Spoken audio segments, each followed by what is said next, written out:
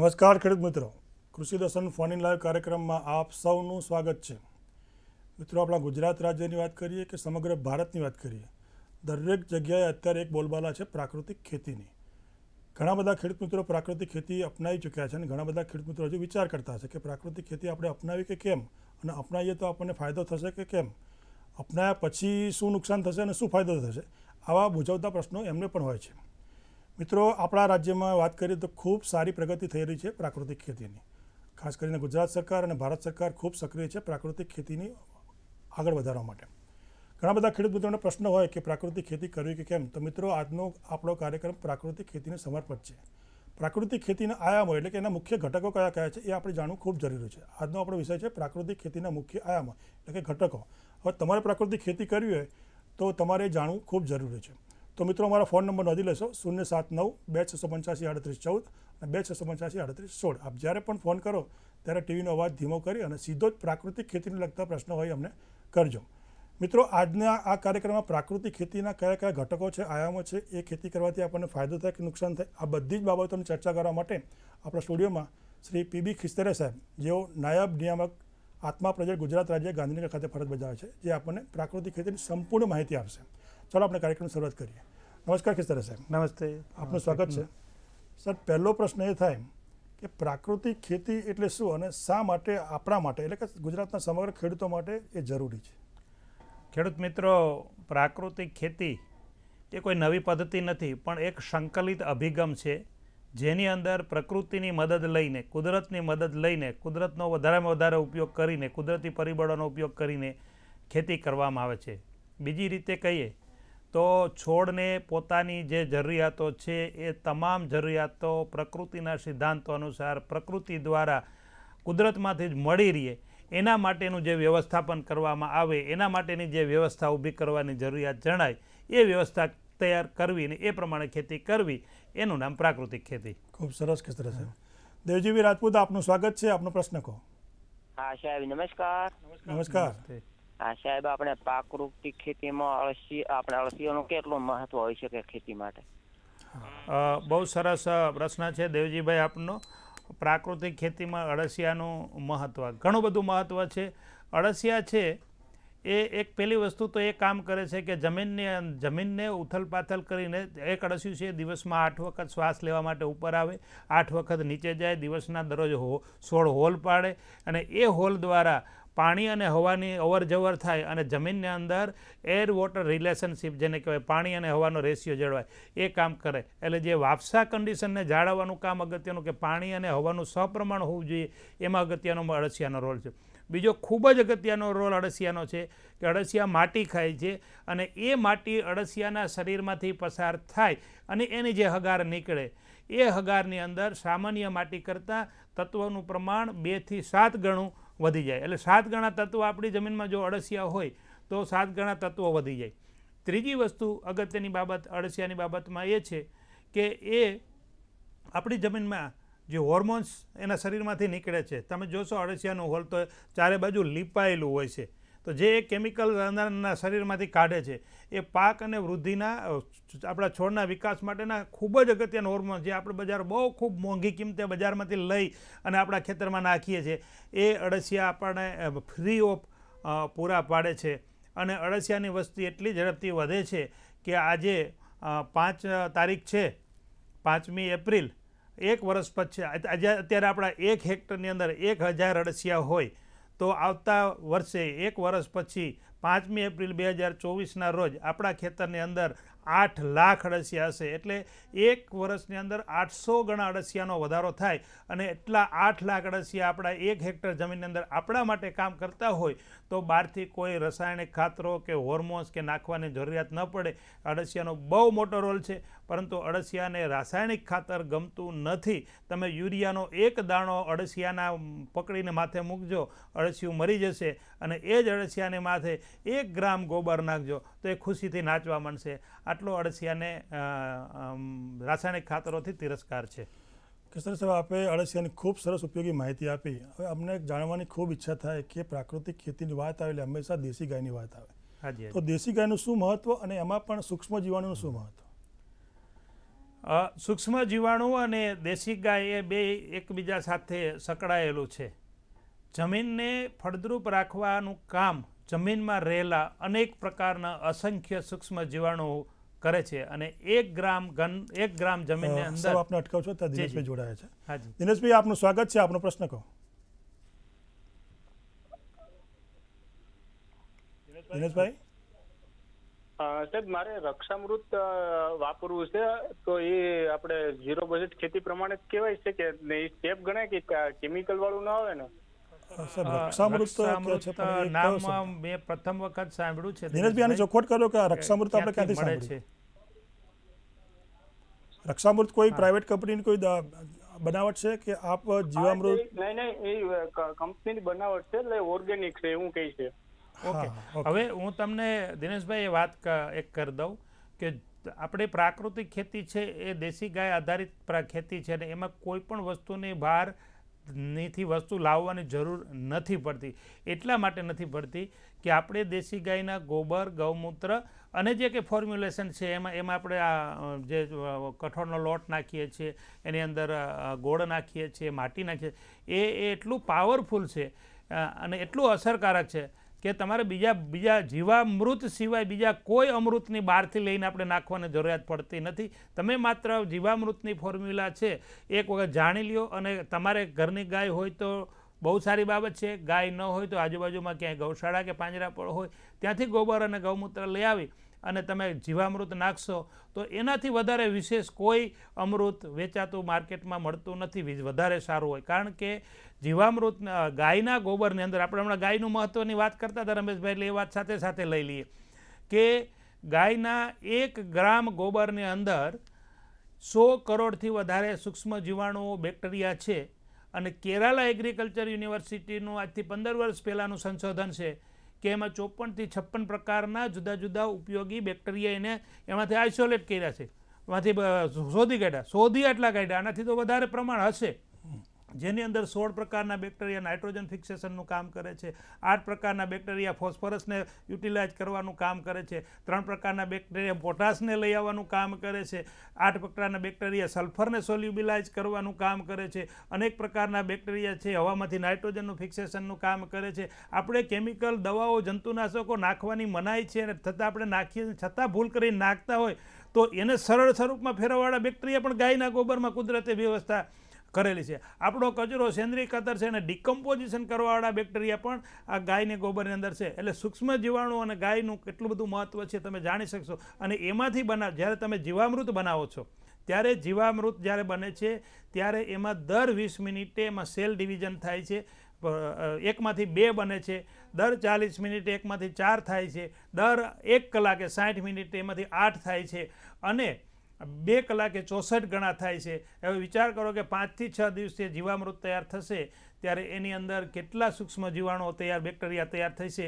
એ બજારમાં વેચવાવાળી કંપનીઓ એટલા ક્યાંથી બનાવી શકવાની? જે કુદરતે બનાવેલું છે એનો કોઈ પણ પ્રાઇવેટ કંપની કરવાની નથી. હા, તમારે જો આ જીવામૃત ના બનાવવાનું હોય, જાતે મહેનત ના કરવી હોય અને બજારમાંથી તૈયાર લેવું હોય તો તમે પૈસા ખર્ચી શકો છો, બાકી કોઈ જરૂરિયાત નથી. ખૂબ જ અગત્યની માહિતી આવી કિસ્તરે સાહેબ. જી દર્શક મિત્રો, આજનો વિષય ખૂબ જ અગત્યનો છે, પ્રાકૃતિક ખેતી. આપને પણ એના લગતા કોઈ પણ પ્રશ્ન હોય તો આપ અમને ફોન કરી શકો છો. હવે સમય થયો છે એક વિરામનો. વિરામ બાદ મળીએ.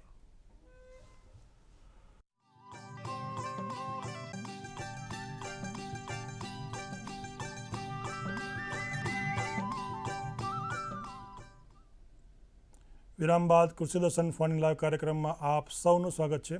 મિત્રો, આજનો વિષય ખૂબ જ અગત્યનો છે, પ્રાકૃતિક ખેતી. પ્રાકૃતિક ખેતીને લગતા આપણને કોઈ પણ પ્રશ્ન હોય તો આપ અમને ફોન કરી શકો છો. કિશોર સાહેબ, આપણે વાત કરતા હતા પ્રાકૃતિક ખેતી, પણ એમાં આપણો જવાબ અધૂરો હતો. પ્રાકૃતિક ખેતીનું મહત્ત્વ. ખેડૂત મિત્રો, ખાસ કે શા માટે જરૂરી છે પ્રાકૃતિક ખેતી, તો એના હું 4 બાબતો તમારી સામે મૂકીશ. પહેલી વસ્તુ છે કે આપણી જમીનને બચાવવા માટે પ્રાકૃતિક ખેતી જરૂરી છે.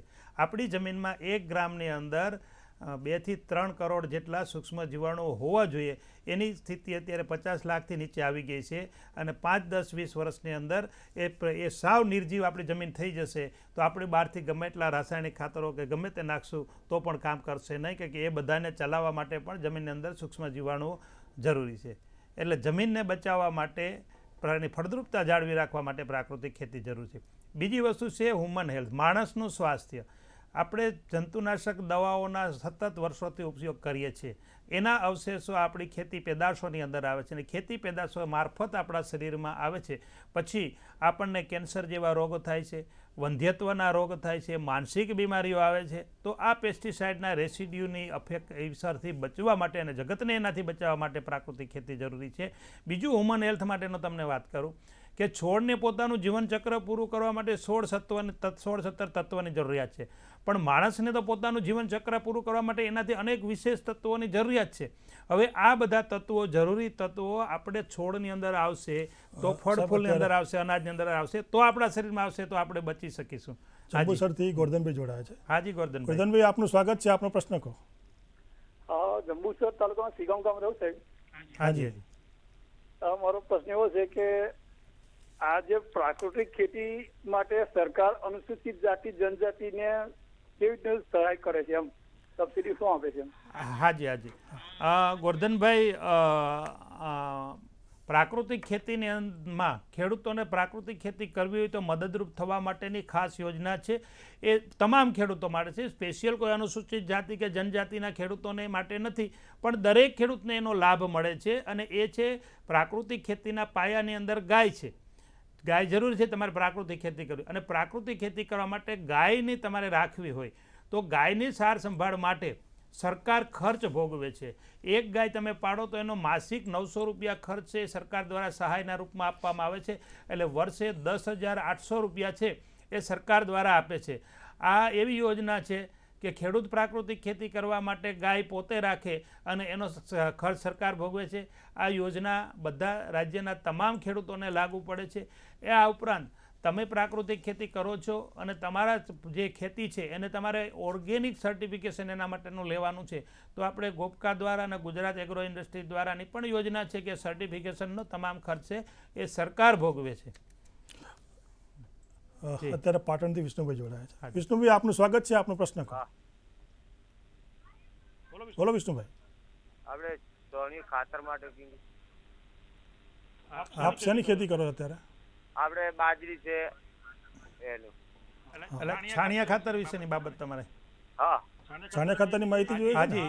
વિષ્ણુભાઈ, છાણિયું ખાતર છે એ આપણે જમીનને ભૌતિક પરિસ્થિતિ સુધારવા માટે કામ સારું કરે છે, પણ જો તમે છાણિયું ખાતર સીધું આપશો તો એની અંદર એ છાણિયું ખાતર ખેતરની અંદર સુકાવાથી એની અંદર જે સૂક્ષ્મ જીવાણુ અસંખ્ય પ્રકારના આપણી જમીનને ફળદ્રુપતા રાખવામાં છે એ સુકાય હશે ત્યારે એ મરી જશે, નાશ પામશે. એટલે એના કરતાં આ છાણિયા ખાતરમાંથી 10 કિલોગ્રામ ગોબર અને 10 લીટર ગૌમૂત્રમાંથી તમે 200 લીટર જીવામૃત બનાવી અને 1 એકરની અંદર પીવડાવશો તો છાણિયા ખાતર કરતાં અનેક ગણો વધારે ફાયદો કરશે. અને જો તમે એક ગાય રાખશો તો એક ગાયમાંથી જીવામૃત બનાવીને તમે 10 એકર જમીનની અંદર કામ આપી શકશો. પણ નહીંતર તમારે જો સીધું છાણિયું ખાતર નાખશો તો 1 એકરની ખેતી કરવા માટે તમારે 10 ઢોર રાખવા પડશે. આ 10 ઢોર એક ગાયથી તમે 10 એકરની અંદર તમે ખેતી 30 એકર સુધી ખેતી કરી શકો છો. એ ફાયદો તમારો આ છાણિયા ખાતર કરતાં જીવામૃત આપવાથી થશે. ખૂબ સરસ કિસ્તરા સાહેબ. કિસ્તરા સાહેબ, આપણે વાત અધૂરી હતી. આપણે 2 વાત કરી કે એક મનુષ્યના સ્વાસ્થ્ય માટે અને ખેતીમાં બેક્ટેરિયા. હા, બીજી 2 વાત અધૂરી હતી. 2 વાત બાકી રહી ગઈ. ત્રીજી બાબત છે પર્યાવરણની. આપણે એવું માનીએ છીએ કે વાહનો અને ફેક્ટરીઓથી પ્રદૂષણ થાય છે, પણ આપણે જે ખેતી કરીએ છીએ એમાંથી જે નાઇટ્રસ ઓક્સાઇડના રૂપમાં ઉડે છે એનો હિસ્સો ગ્લોબલ વોર્મિંગની અંદર 24% છે. પૂરેપૂરો નાઇટ્રોજનનો ઉપયોગ થતો નથી. યુરિયા દ્વારા નાખીએ છીએ કે કુદરત દ્વારા આવે છે એ ઉડી જાય છે, નથી છોડને મળતો, નુકસાન કરે છે. આપણે જે છાણિયા ખાતરની જ હમણાં ભાઈ આપણે વાત કરી કે ભાઈ છાણિયું ખાતરનો ઉપયોગ કઈ રીતે કરવો, તો છાણિયું ખાતર ડાયરેક્ટ વાપરીએ છીએ ત્યારે એમાંથી મિથેન ગેસ ઉડી જાય છે અને એ મિથેન ગેસ ઓઝોનને તોડવાનું કામ કરે છે, પર્યાવરણને નુકસાન કરવાનું કામ કરે છે. આપણે સૂકો બધા આપણો જે તૈયાર થાય છે મટીરિયલ, એના જે બાય પ્રોડક્ટ છે એને આપણે સળગાવી દઈએ છીએ અથવા તો જમીનમાં નાખ્યા પછી પણ એ કાર્બન ડાયોક્સાઇડના રૂપમાં ઉડી જાય છે હવાની અંદર, તો કાર્બન ડાયોક્સાઇડના રૂપમાં હવાનું પ્રદૂષણ ફેલાવાનું કામ કરે છે. તો પર્યાવરણની સુરક્ષા માટે પણ પ્રાકૃતિક ખેતી જરૂરી છે. અને ચોથી બાબત છે ખેડૂતને ચાલો જમીન પણ ફળદ્રુપ નથી બનાવી, માણસને હેલ્થને પણ નથી બનાવી અને પર્યાવરણને પણ એમને ભરોસે છોડી દેવું છે. પણ ખેતીનું ખર્ચ ઘટાડવા માટે પ્રાકૃતિક ખેતી જરૂરી છે. અત્યારે રાસાયણિક ખાતર અને જંતુનાશક દવા પાછળ ખેડૂત 30 થી 40% જેટલો ખર્ચ કરે છે, જ્યારે પ્રાકૃતિક ખેતીમાં આવા કોઈપણ ઇનપુટ બહારથી લાવવાના નથી, એટલે 30-40% ખર્ચ ખેડૂતનો સીધો પ્રાકૃતિક ખેતી પદ્ધતિની અંદર બચે છે. એ ખાસ બાબત આમાં પ્રાકૃતિક ખેતીનો ઉપયોગિતા છે, મહત્ત્વ છે. સાહેબ ખૂબ જ અગત્યની ખૂબ જ મહત્ત્વની વાત કરી આપે. દર્શક મિત્રો, ખિસ્તરે સાહેબ આજે આપણને પ્રાકૃતિક ખેતી વિશે ખૂબ જ અગત્યની માહિતી આપી રહ્યા છે. આપ પણ એમનો લાભ લઈ શકો છો. અમારા ફોન નંબર ફરી એકવાર નોંધી લેશો: 079-2685-3814 અને 3816. મિત્રો, અત્યારે સમય થયો છે એક નાનકડા વિરામનો. વિરામ બાદ ફરી મળીએ.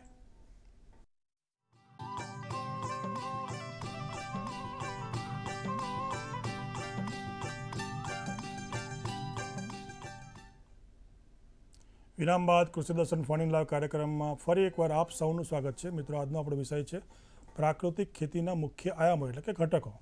કૃષ્ણ સાહેબ, આપ ખૂબ સરસ માહિતી આપી રહ્યા છો. અમને હવે જાણવાની ઈચ્છા છે, આ પ્રાકૃતિક ખેતીનો મુખ્ય વિષય છે, એના મુખ્ય આયામો, તો કયા કયા મુખ્ય ઘટકો એના? હા, ખેડૂત મિત્રો, આપણે પ્રાકૃતિક ખેતી વિશે તો વાત કરીએ છીએ ને એવું સમજતા હોય છે કે પ્રાકૃતિક ખેતી એટલે દેશી ગાયના ગોબર અને ગૌમૂત્ર નાખી દીધા તો રાસાયણિક ખાતરો અને જંતુનાશક દવાઓ બંધ કરી દીધા એટલે પ્રાકૃતિક ખેતી થઈ ગઈ. પ્રાકૃતિક ખેતી એ 5 પ્રકારના 5 વસ્તુઓનું 5 બાબતોનું એક પેકેજ છે. હાજી હાજી ધર્મેશભાઈ, આપનું સ્વાગત છે. આપનો પ્રશ્ન કહો. હેલો. હાજી હાજી ધર્મેશભાઈ. હા, અમારે સાહેબ એ જાણવું હતું કે પ્રાકૃતિક ખેતીમાં આપણે બેક્ટેરિયા કે પછી આપણે ઉપયોગ કરવો હોય તો કેવી રીતે કરી શકાય બાયો ફર્ટિલાઇઝર તરીકે? હાજી હાજી ધર્મેશભાઈ, પ્રાકૃતિક ખેતીની અંદર મેં હમણાં જ વાત કરી કે જે આપણે ગાયના ગૌમૂત્ર અને ગોબરમાંથી જે જીવામૃત બનાવીએ છીએ એ જીવામૃતની અંદર 56 પ્રકારના બેક્ટેરિયા છે. આપણે બહારથી બજારમાંથી જે કોઈ બાયો ફર્ટિલાઇઝર લઈએ છીએ એમાં 2-3 પ્રકારના બેક્ટેરિયા હશે, એટલે બહારથી કોઈ પણ પ્રકારના બેક્ટેરિયાને લેવાની જરૂરિયાત નહીં પડે. તમે જીવામૃત બનાવો, તમારે એક ગાય રાખો, ગાયના ગોબર અને ગૌમૂત્રમાંથી જીવામૃત બનાવો, જમીનની અંદર એકરમાં એ 200 લીટર પ્રમાણે જ્યારે પાણી આપો ત્યારે એની સાથે પીવડાવો અને 15 દિવસે એક વખત છંટકાવ કરો. તમારે બહારથી કોઈ બેક્ટેરિયાની જરૂરિયાત નહીં પડે. તમામ બેક્ટેરિયાનો એમાં સમાવેશ થઈ જશે. ખૂબ સરસ છે ખિસ્તર સાહેબ. ખિસ્તર સાહેબ, આ જે પ્રાકૃતિક ખેતીના ઘટકો છે એમાં જીવામૃત, બીજામૃત, વાપસા, આચ્છાદન અને સહજીવન. હાજી. એમાં આપણે જીવામૃત પર આગળ વધીએ તો ઘણા કોલર મિત્રોનો પ્રશ્ન પણ આવ્યા, તો એને બનાવવાની રીત તમને ટૂંકમાં કહેશો? હા, જીવામૃત બહુ બનાવવાની સિસ્ટમ પદ્ધતિ સરળ છે. જીવામૃત બનાવવા માટે એક 200 લીટર પાણી સમાઈ શકે એવા ડ્રમને અડધું અથવા તો પોણું પાણીથી ભરવાનું, 150 લીટર 180 લીટર જેટલું. એની અંદર 10 કિલો તાજું છાણ ગાયનું ગોબર લેવાનું, 10 લીટર ગૌમૂત્ર નાખવાનું, એટલે 1 દિવસનું ગોબર અને 1 દિવસનું ગૌમૂત્ર. એમાં 1 થી 1.5 કિલો ચણાનો અથવા કોઈપણ કઠોળનો લોટ નાખવાનો. શા માટે નાખવાનો એ હું તમને કહું.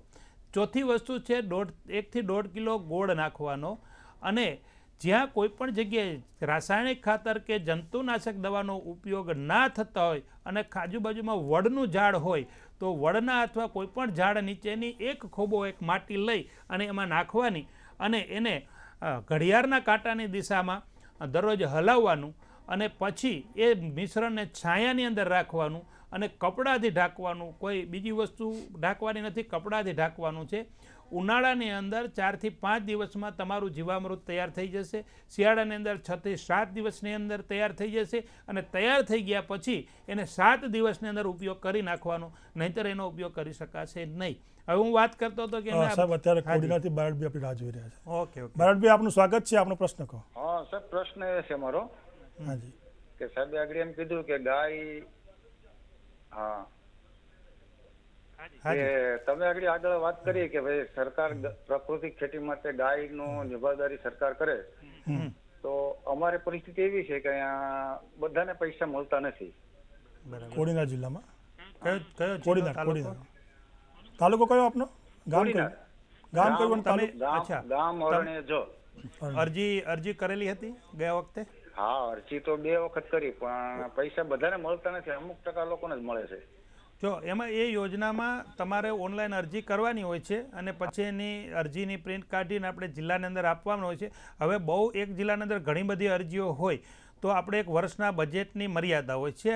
બરાબર. તો એમાંથી એનો ડ્રો કરવામાં આવે અને જે ડ્રોમાં આવે એમને મળે. પણ હવે ડ્રો સિસ્ટમ આ વર્ષથી કાઢી નાખવામાં આવેલી છે અને એનું ગાયનું યોજનાનું બજેટ પણ આ વખતથી વધારવામાં આવેલું છે. આ વર્ષે તમે ફરીથી અરજી કરી દેજો. અને હા, ફક્ત એક અરજી કરવા ગાય હોવી જરૂરી છે અને તમે એનાથી પ્રાકૃતિક ખેતી, જે મેં 5 સિદ્ધાંતોની હમણાં વાત કરી રમેશભાઈ, એ સિદ્ધાંતો મુજબ પ્રાકૃતિક ખેતી કરતા હશે તો અવશ્ય પૈસા મળશે, અવશ્ય ડાયરેક્ટ તમારા ખાતામાં જમા થશે વર્ષમાં 2 વખત 5400 પ્રમાણે. પણ તમે 2 વસ્તુની ખાતરી કરવામાં આવશે, તમારા ઘરે ગાય છે કે નહીં અને તમે પ્રાકૃતિક ખેતી કરો છો કે નહીં, તો તમને ચોક્કસ એમાંથી પૈસા મળશે. એની ચકાસણી પણ કરવામાં આવે છે. એની ચકાસણી વર્ષમાં 2 વખત કરવામાં આવે છે. ખૂબ સરસ. કિશોર સાહેબ, આપણે જીવામૃતની વાત કરી, હવે અમને બીજામૃત વિશે માહિતી આપશો?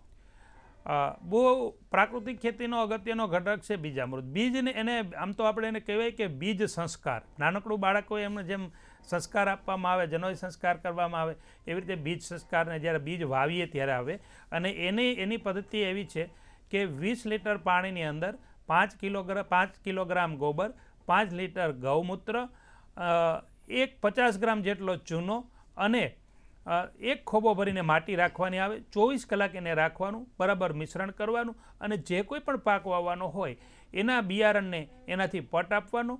થોડા સમય માટે 10 થી 12 કલાક એને છાંયડે બિયારણને સૂકવવાનું અને ખેતીની અંદર વાવવાનું. એનાથી ફાયદો એ થશે મિત્રો તમને કે પહેલી વસ્તુ કે એમાં રોગ પ્રતિકાર શક્તિ આવશે, એટલે કોઈ પણ રોગ જીવાત એ બિયારણને નુકસાન નહીં કરે.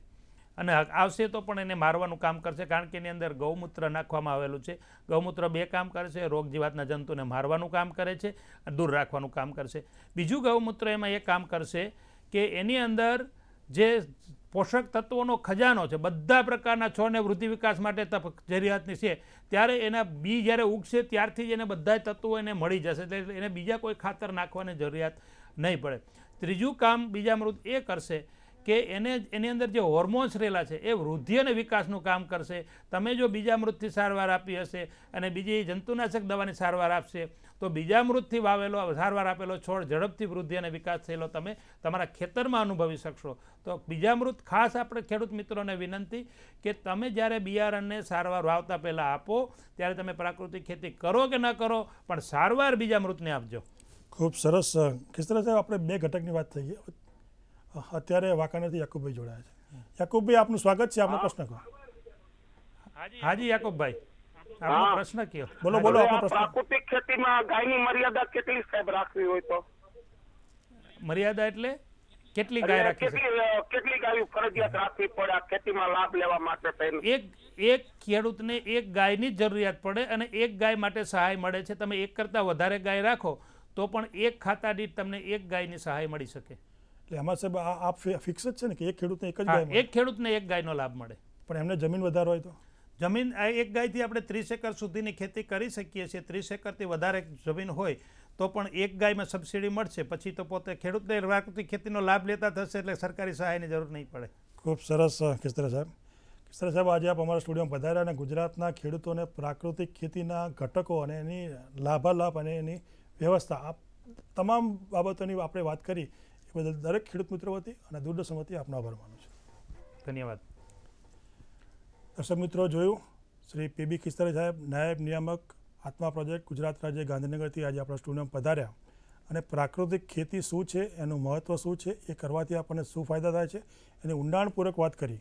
આશા રાખું કે આજનો કાર્યક્રમ પ્રાકૃતિક ખેતી કરતા ખેડૂતોને ખૂબ જ ઉપયોગી નીવડશે. મિત્રો, વધારે માહિતી જોઈતી હોય તો આપણા જિલ્લામાં આત્મા પ્રોજેક્ટ આવેલા છે, ત્યાં સંપર્ક કરશો તો ત્યાંથી પણ આપણને માહિતી મળી શકશે. મિત્રો, હવે સમય થયો છે આપણાથી વિદાય લેવાનો. વિદાય લેતા પહેલાં આવતા બુધવારનો વિષય આપી દઈએ.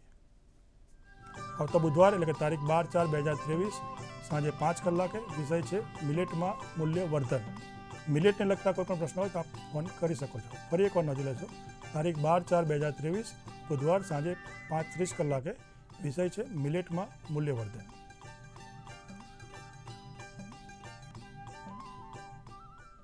મિત્રો, હવે સમય છે આપણાથી વિદાય લેવાનો. ફરીથી મળીશું કૃષિ દર્શનમાં. ત્યાં સુધી રજા આપશો. નમસ્કાર.